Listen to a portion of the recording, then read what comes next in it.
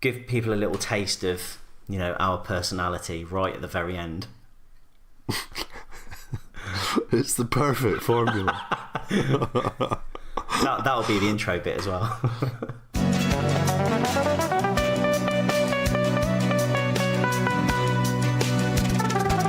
Hi, I'm Iain. He's Ollie. Hi. We're both guys. We're chatting about, or quizzing about, movies. It's the Guys on Film podcast. Riddle me this, riddle me that. Who's afraid of the big black bat? Yeah. Yes, we've been 2 weeks delayed in getting this podcast out, but it doesn't matter, Iain. It's going to be well worth the wait. Because Olly Johnson has put together a pub quiz about movies. Yeah, I sure have. And just like making sure that you've got the, perfect design for a blue CG hedgehog, good things come to those who wait. Okay? And we just needed to make sure that this was right. There's been a lot of production gone into this, some huge production values that you'll hear right from the off. We gave it to a test audience, and they said that Oliver's questions were too anthropomorphic. And it was a bit too weird and sexual. Is that basically what they're saying about Sonic the Hedgehog? I think so. Yeah, they don't like his teeth. Too human. His teeth. Yeah. His teeth. It's the weird thing, and his of like human legs. Yeah, his legs look like one of those people that wears the those morph suits on nights out. Yeah. His legs look shapeless like that. Well, anyway, Iain, it's nightmarish, and what's not nightmarish is this quiz. So let me just give you a brief rundown. So there's seven segments, each one with a slightly different category. Okay, and within those segments, there's a bunch of questions. So what you might need is a pen, a paper, or some kind of electronic device that allows you to store the written word on it. Don't write while you're driving, be sensible, but you could do this on a train. You could have a little notepad and you can, listen to us asking the questions, write the answers down, or you could take an audio recording while you drive. Yeah, you could do an audio recording, yeah. But when you listen back to that, I think that's going to be a very long-winded way of answering the quiz. Exactly. So get a pen and paper. Get a pen and paper, and and tot up your scores, and let us know what you got. We'd really love to hear about how well you did. So that would be really good. Get some friends round. Get some crisps. Get some snacks. If you don't know what snacks to get, there's plenty of episodes of the podcast where we talk about snacks. So just go back and listen to the other 100 or so episodes, and you'll get a good idea of exactly what kind of snack you need. Get some friends round, answer the questions together, make teams, do it individually. Have fun. Just have fun. As this is a movie pub quiz, maybe you'd like some thinking syrups. Maybe a 4-pack of thinking syrups, and maybe some peanuts. They're just 2 suggestions, but I mean, I could go on. Yeah, and without further ado, I think we should just let people jump straight into the quiz. So the bar is open, and we're about to begin. Enjoy. Guys on Film. Yeah, we're guys. We'll talk about film. It's the Guys on Film podcast for real. You know what guys talk about film. It's the Guys on Film podcast for real. Round 1 is your recent knowledge check. How up to date are you with the most cutting edge, futuristic film trivia right now? So, here we go. Question 1. In Detective Pikachu, who voices Pikachu? Question 2. What is the title of Ari Aster's follow-up to Hereditary? Question 3. A Dog's Journey is the sequel to what RSPCA bothering 2017 film? Question 4. Who plays J.R.R. Tolkien in the film Tolkien? Question 5. What is the full title of the third John Wick film, including all punctuation and correct spelling? Question 6. Extremely wicked, shockingly evil, and Vile is the film about what very bad man?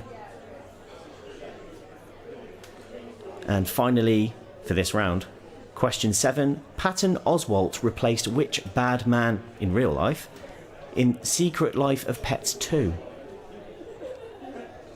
And that is the end of round 1, your recent knowledge check. Over to Answers Man for the answers. Well, hello and welcome to the answers section. As senior official for proceedings, I'll try and tell you about what we won't accept as answers or what we won't take as point scoring correctness within the podcast. But if you're stuck and you don't know whether to mark yourself or not, just drop us a line. Just go to @GOF on Twitter or facebook.com/guys on film. And I'll be there in my official capacity to confirm whether it's right or not.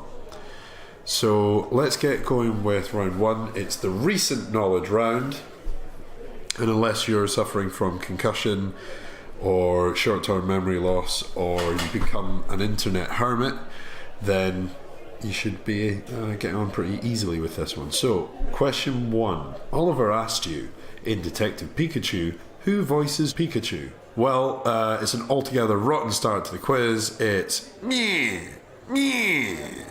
Ryan Reynolds. I've not seen the film, but I'm sure he will bring his special brand of douchebaggery to the role. So, question 2. Oliver asked you, what's the title of Ari Aster's follow-on to Hereditary? The answer to that is Midsommar. In Sweden, the Midsummer is such an important festivity that there have been serious discussions about making Midsummer's Eve a national day of Sweden.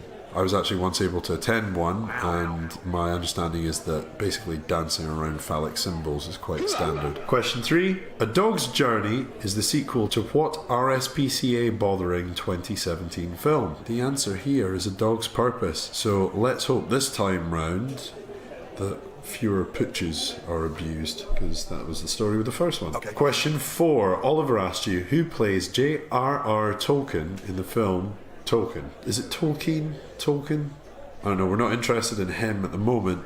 We're interested in who plays him, and you'll be saying, hold on a minute when you hear this one. It's Nicholas Hoult. Oh. You know, Nicholas Hoult of About a Boy fame.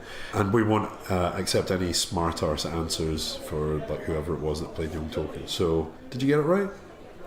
Okay, brilliant. Question number 5. What is the full title of the third John Wick film, including all punctuation and correct spelling? It's John Wick, Chapter 3 Parabellum. Not to be confused with Parabellum, which would mean prepare for war. Something that Olly and I often chant together whilst we're ordering a curry. Question 6. Oliver asked you, extremely wicked, shockingly evil and vile is the film about what very bad man? Well, that's right, it's Ted Bundy, who confessed to killing 30 people and was famed for his creepy charisma when he was representing himself in court, who actually won female admirers, believe it or not, and conceived his child from prison. Wow. And the film's got James Hetfield in it. Wow. Also wow. Question 7. Oliver asked you, Patton Oswalt replaced which bad man in Secret Life of Pets 2? Oliver seems to have just gone on a really dark one in this recent knowledge check. The answer to this one is Louis C.K., the very bad man who at any moment could number 3 in front of you. Number 3ing all over the place, but all the way out of the cast of Secret Life of Pets 2. Well, I hope you did well on round 1, and this is round 2. Whose tagline is it anyway? I'm going to give you the tagline from a film, and you're going to tell me what the film is. Question 1. One man's struggle to take it easy. What film's it from? Question 2. Just when you thought it was safe to go back into the water. Question 3. Oceans rise, cities fall, hope survives. Question 4. Nothing on earth can prepare you. Nothing on earth. Question 5.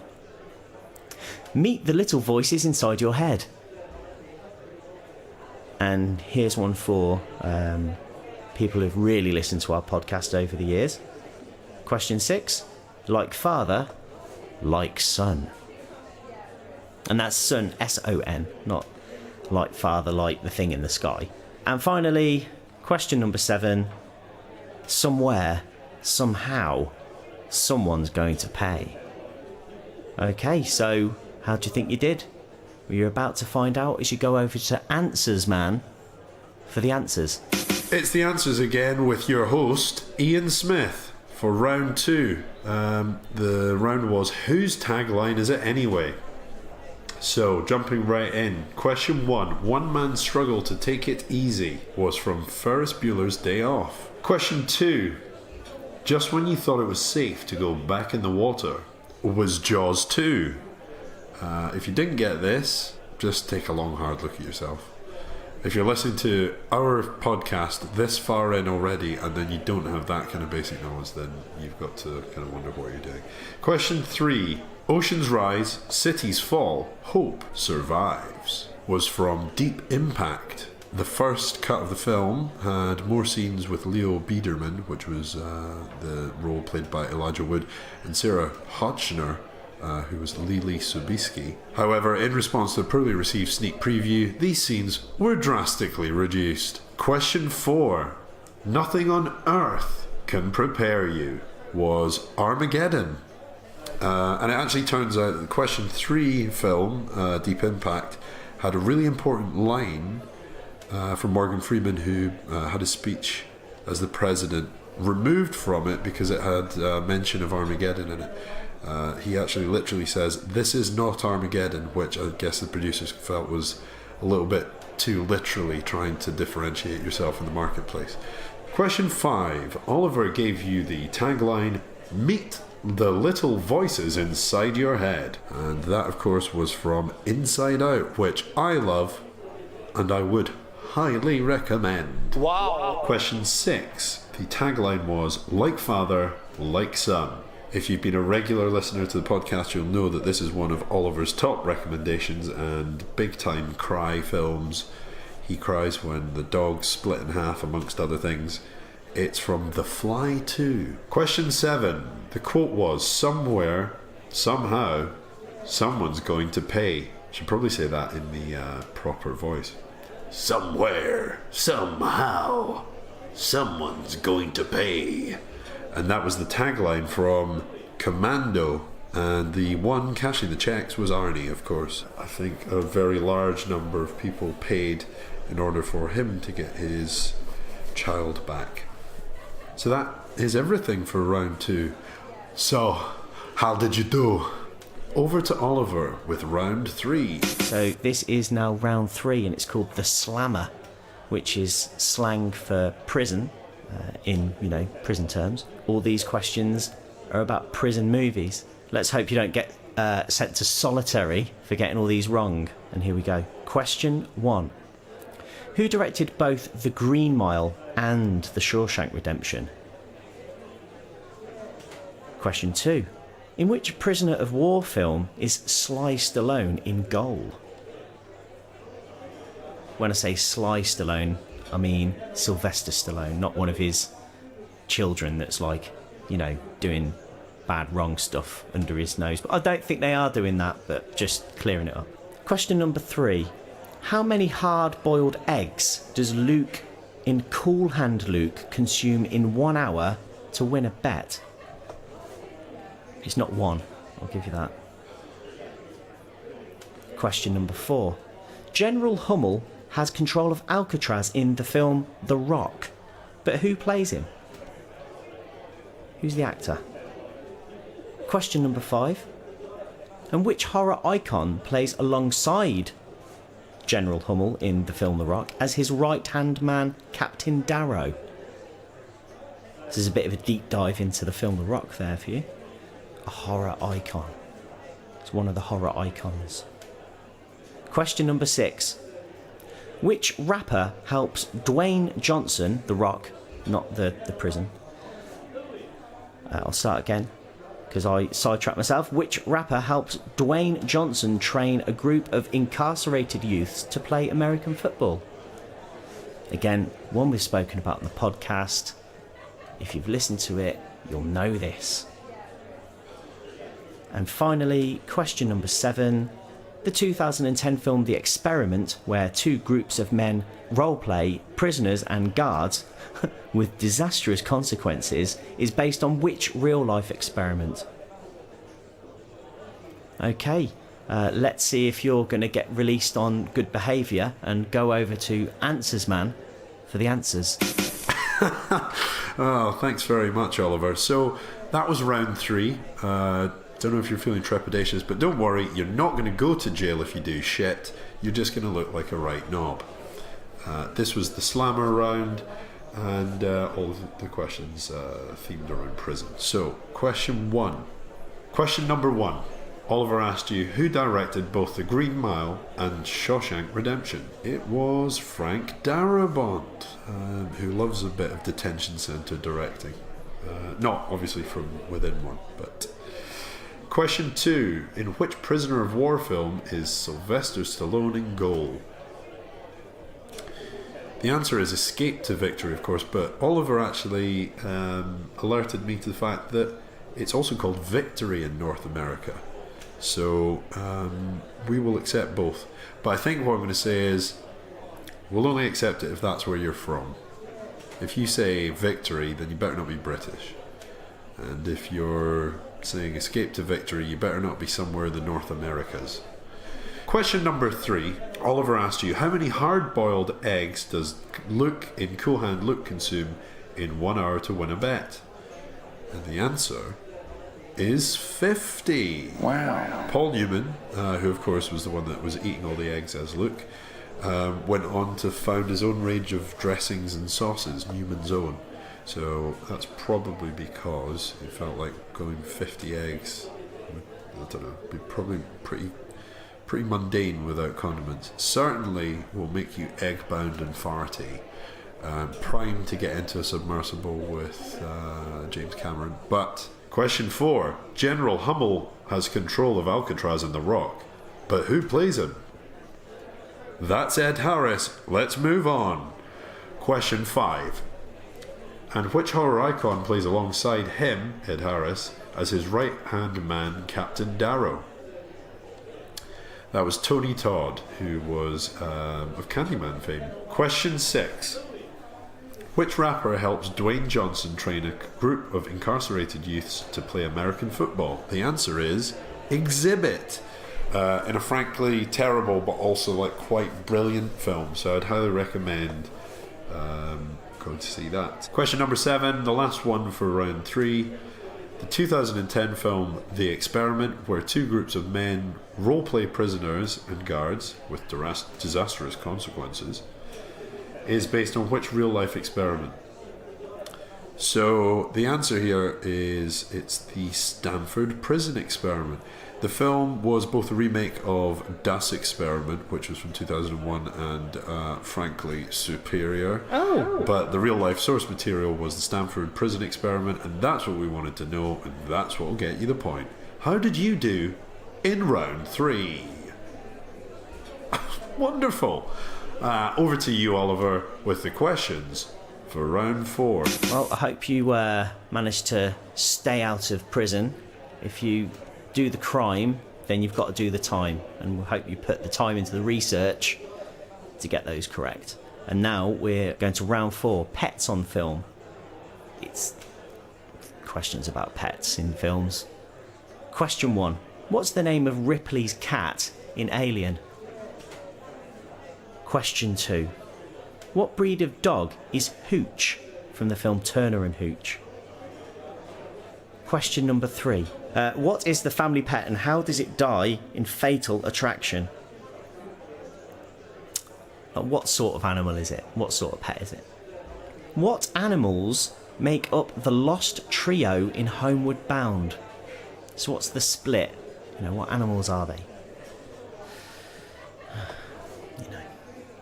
Question 5. What is the name of the Stephen King film, and novel, of course, about an evil St. Bernard? Question number 6. How many Beethoven films have there been up until this point in time, which is, 2019, sort of April, May? Don't think they've released any more between the time we've released this podcast, so Should be okay.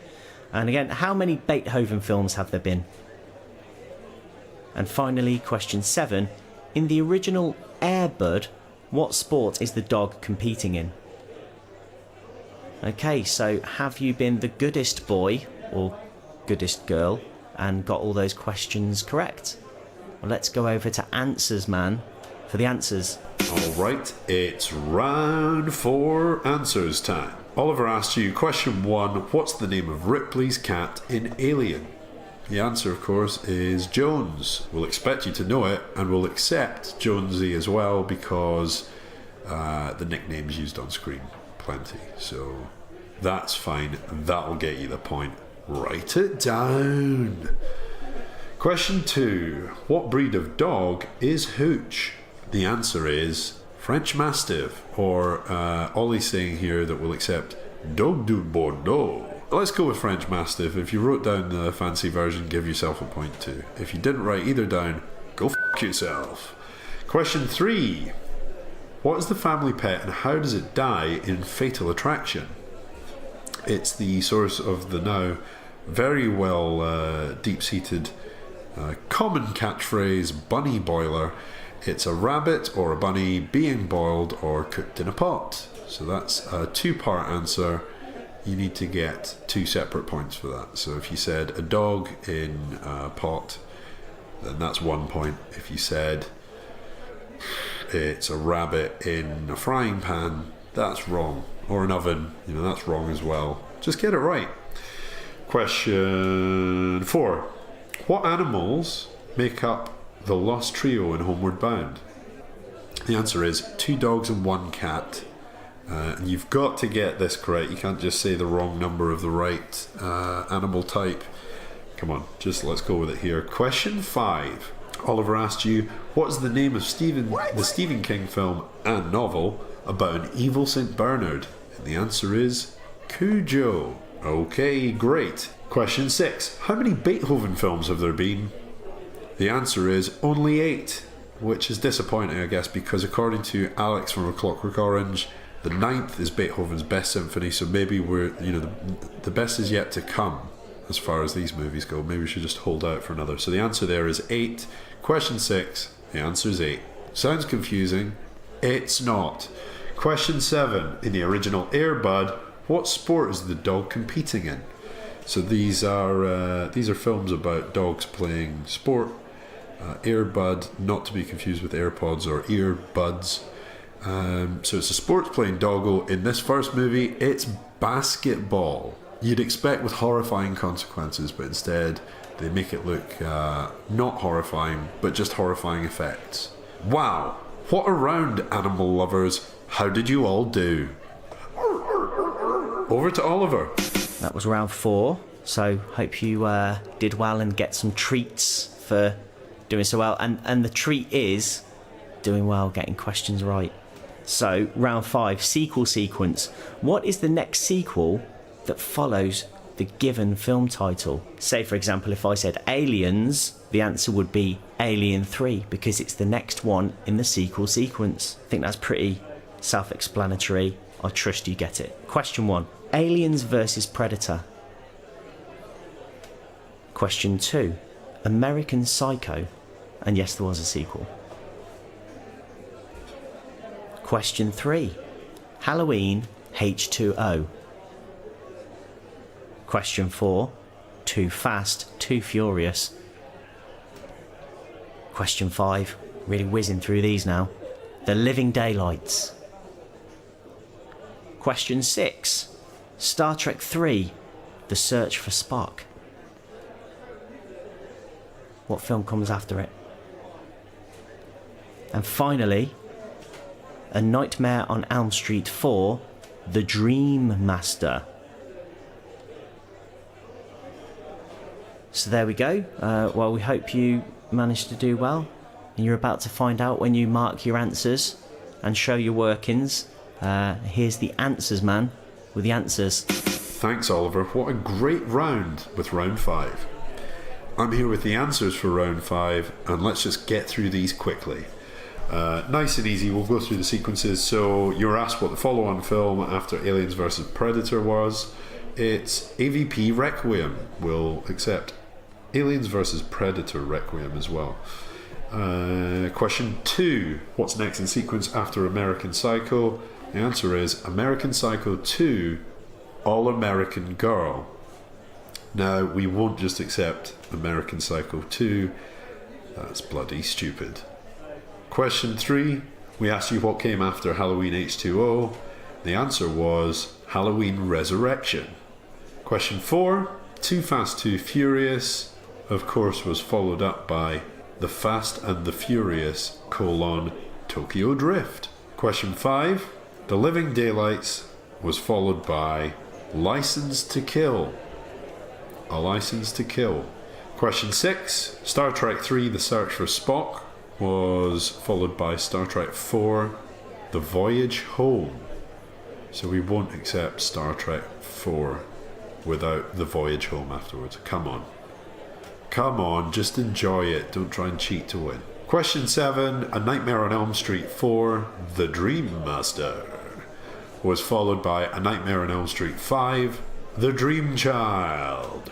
So, again, don't just say the number, add the follow-on title.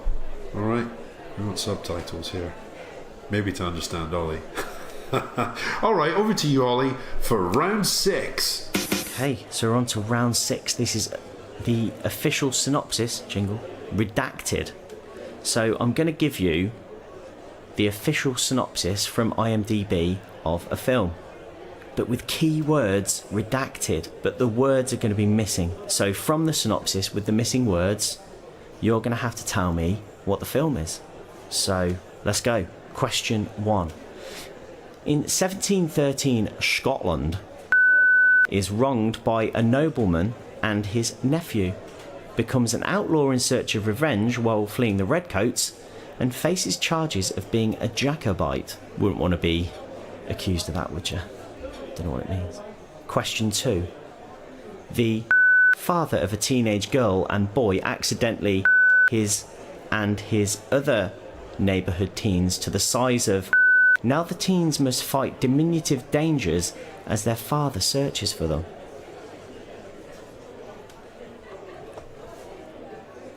Question 3. In November 1984, the Soviet Union's best in their newest violates orders and heads for the US. Is he trying to defect or to start a war? So what's he doing? What's this guy up to? Where's he going? What's he in?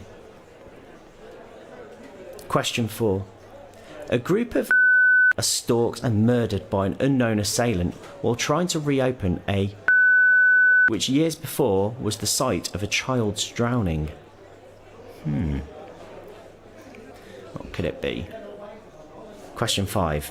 When a boy learns that a beloved is to be killed by the owners, the boy risks everything to free the. What is it? What is it? Question 6. A goofy specialising in goes in search of the missing mascot of the Miami. And finally, a woman, Rose, goes in search for her adopted daughter within the confines of a strange, desolate town called. It's not called. It's taken the name of the town out. Bit of a tricky round, really. Tricky to read, probably even harder to listen to. But let's see how well you did by zipping over to Answers Man for the answers. Alright, round 6, question 1. Ollie gave you the synopsis with keywords removed. This one was Rob Roy. Question 2. Oliver gave you the spiel again. It was all stuff about neighbourhood teens. The answer was Honey, I Shrunk the Kids. Question 3. This was the Soviet Union something. The answer was The Hunt for Red October. So question 3, Hunt for Red October. Question 4, Friday the 13th is the answer. And we have to get Friday the 13th, not some mad sequel.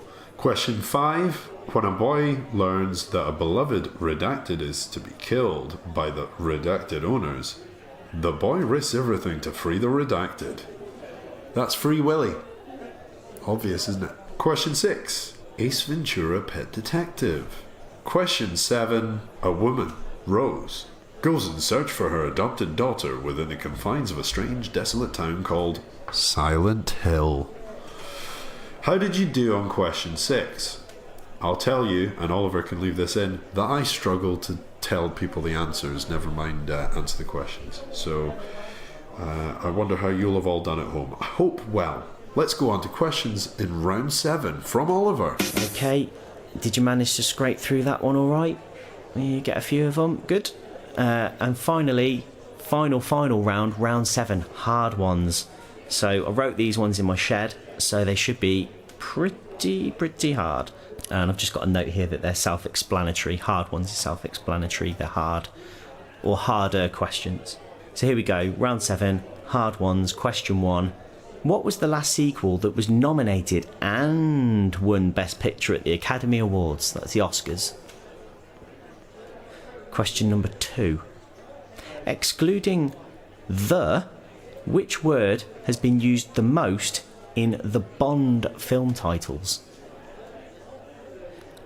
Question 3. What was Dolph Lundgren's first credited film role? Question 4. How many films comprise Phase 1 of the MCU Infinity Saga? And that's the Marvel Cinematic Universe, just so you know. Question 5.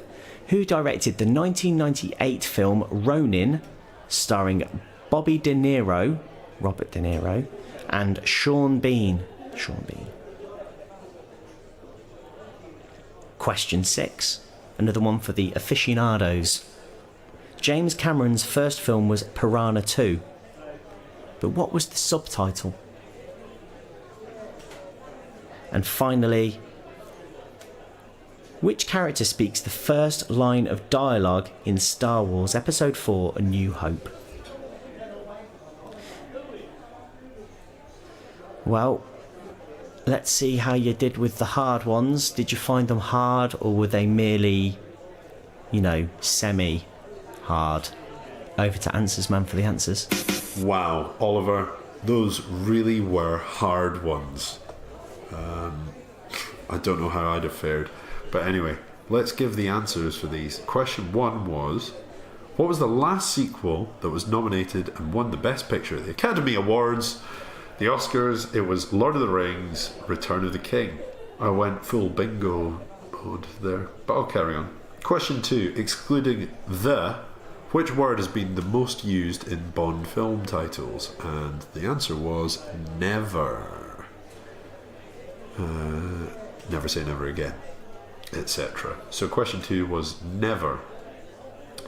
Question 3, what was Dolph Lundgren's first credited film role? It was in A View to a Kill. So you should know that. He was a slicked back haired henchman who hung out with Christopher Walken. What? Walkman? Halfway between Walken and a Walkman. Okay, question 4. How many films comprise Phase 1 of the MCU Infinity Saga? Now, I literally have no idea what any of this bullshit means, so I'm just going to say the answer. It's 6. Question 4, the answer is 6. Oliver can catch me up on how that works another time, or another lifetime. Question 5, who directed the 1998 film Ronin, starring Bobby De Niro and Sean Bean? The answer was John Frankenheimer. Question 5, John Frankenheimer. He's also known for directing The Manchurian Candidate, The French Connection 2, Grand Prix, Birdman of Alcatraz, quite a lot of different stuff. So that's the answer, John Frankenheimer. Question 6, James Cameron's first film was Piranha 2. What was the subtitle? The answer, of course, was The Spawning, and we've covered it probably more than once actually on the podcast. So it spawned much conversation. Question 6, the answer was The Spawning. Question 7, which character speaks the first line of dialogue in Star Wars Episode 4 A New Hope? think Oliver's phrased it this way to try to baffle non-Star Wars fans into thinking it was one of the later ones. It's actually C-3PO, and it was the first film they made. Wow! Question 7, C-3PO. And with that, we've gotten all the way to the end of the quiz. Wow! Over to me and Ollie to talk to you about it. I hope you did well, guys. I like how you called rounds segments. Okay. This quiz will comprise 7 segments. Well, it's been so long since I recorded the questions that I'd forgotten how many questions were. I think there was like 9. I think I did really weird numbers, like 7 segments with 9 questions apiece. Okay. Yeah, so anyway, that was the quiz. We hope you enjoyed it. We hope you did well. Give us some feedback. You know, did you have enough time between each question to think about it? Some of them were rapid. Some of them had a little gap. You know, let us know what you prefer. Do you prefer the rapid fire questions, or do you prefer a little bit of breathing space to think? You know, do you end up pausing? I mean, you tell us. Yeah, that's the thing, is if you've got an audio device, you can always just pause it if you need more time. Yeah, but people don't want to be pausing all the time. They want to... Well, you let us know what you want, but let us know if you enjoyed it. Let us know your scores, and we might, you know, post up some of the highest on our social media accounts. Did you have... Oh yeah, got 100%, mate, didn't I? Well, I reckon someone out there is capable of 100%. Yeah, some omni child, some child prodigy. Okay, so that was the quiz. Hopefully, the first of many. Yeah, and just before we go, we're going to do a brief life score, just to have a quick discussion. So if you're only here for the quiz, turn it off. It's fine. Piss off. Turn it off. It's fine. You don't have to listen to us anymore. But if you want a little bit of, you know, movie chat and friends just chatting and having really good rapport, then stick around. If not, off you piss. Live score. How are you? Live score. I'm fine, thank you. Live score. Out of 10. Live score. Probably like a 4. So Iain, how's your life? I say it's a 9. Explain. It's pretty What are good. you thinking? I don't know, I'm just really getting I'm pretty happy in this new house I'm in. It's pretty cool having a house with no flatmate stress and bollocks like that. Yeah. Work's been fun for the last little while. We've been doing some cool stuff, and the team are all getting on really well with one another, so that's a big plus. And we've had a couple of little celebrations for things that happened in work as well, so Get you. that stuff's been, it's been pretty cool. Film wise, what have I been watching? Well, I'm exactly halfway through a Studio 54 documentary right now, which is pretty good. What's that called? It's called Studio 54, but on Amazon Prime it's called Studio 54 the documentary, just I guess to clarify what it is. So that's about the 70s New York club that was sort of famed for debauchery and like people getting picked on the basis of their looks to come in and whatnot. All very sleazy, I think is probably a good word for it, but it's pretty good so far. Okay. I can't really think as to what else I've watched. I've not seen an awful lot in the cinema. That's my downfall. That's probably the thing that takes me off a 10. Iain, do you want to know what's going to take you even further off a 10? What? Is me saying, do you know who else was famous for debauchery? Leatherface. Moving swiftly on. There is one other film that I've seen recently, which is Ideal Home. And we spoke about this in one of our look-aheads last year when we saw the trailer for it. The tagline was what, Ollie? These dads suck. So just some quick opinions and thoughts on that. Okay. It's the big opinion. So Paul Rudd and Steve Coogan play two... Did you say you like Paul Rudd as well? Yeah. Okay, so you like them both, but do you like them both playing a different sexuality? I'm not opposed to it. That's the thing. As long as it was done in a sympathetic, realistic, or non-OTT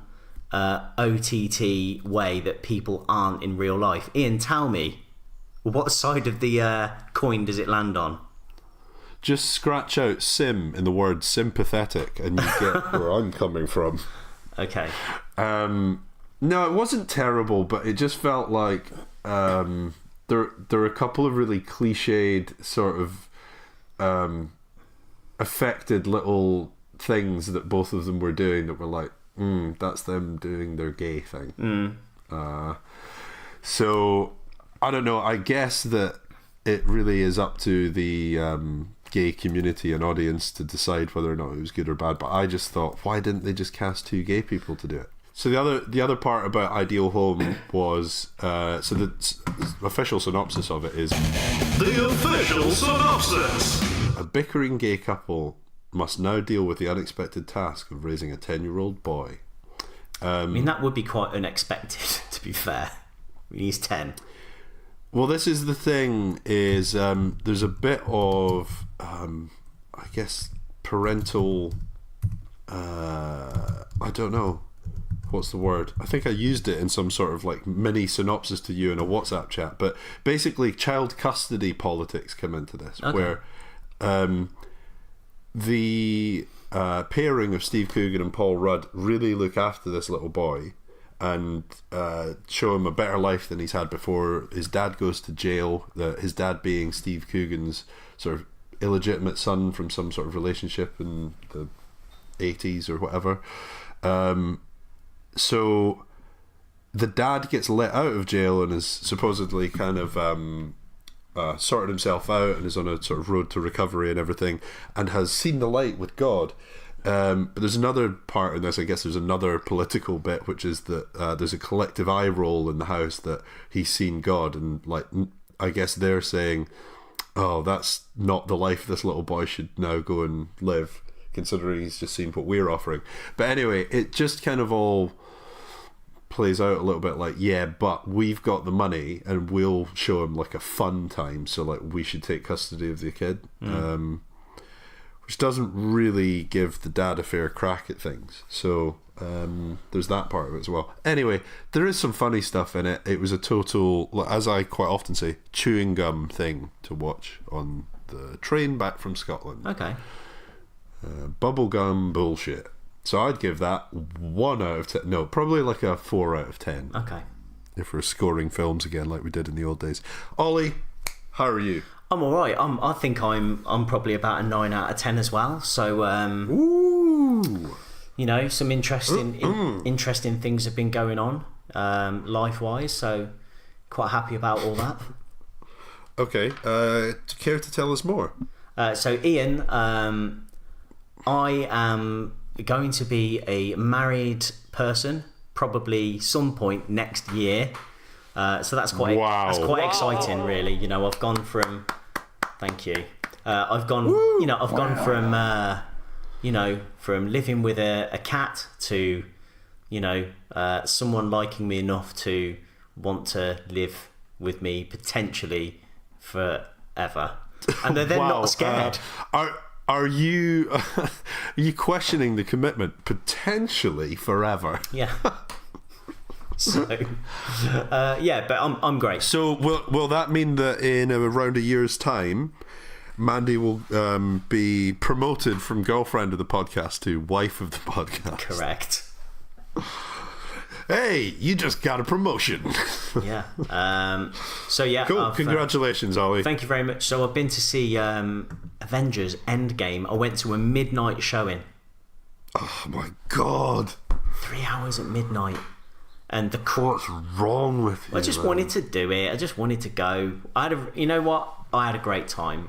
I didn't fall asleep once. I went to the toilet only once. It wasn't full, was it? It was fine. I really enjoyed it. When we all came out the cinema. No. I mean, with the cinema, was it full? It was packed. Yeah, there's no seat left.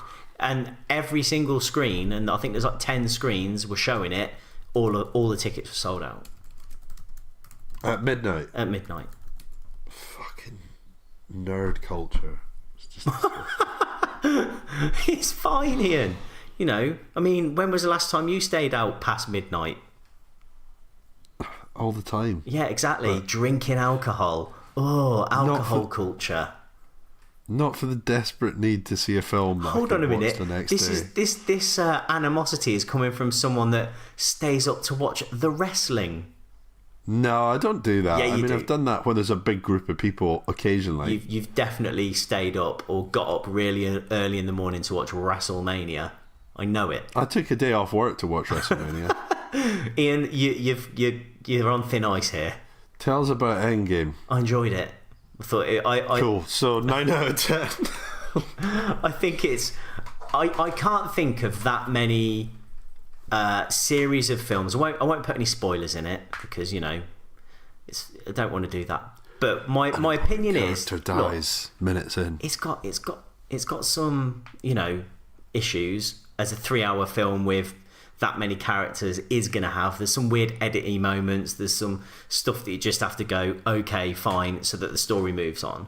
But I don't think there's that many film series like Star Wars or, Star Trek or Starman, Gremlins, let's say, Aliens, The Matrix, you name it.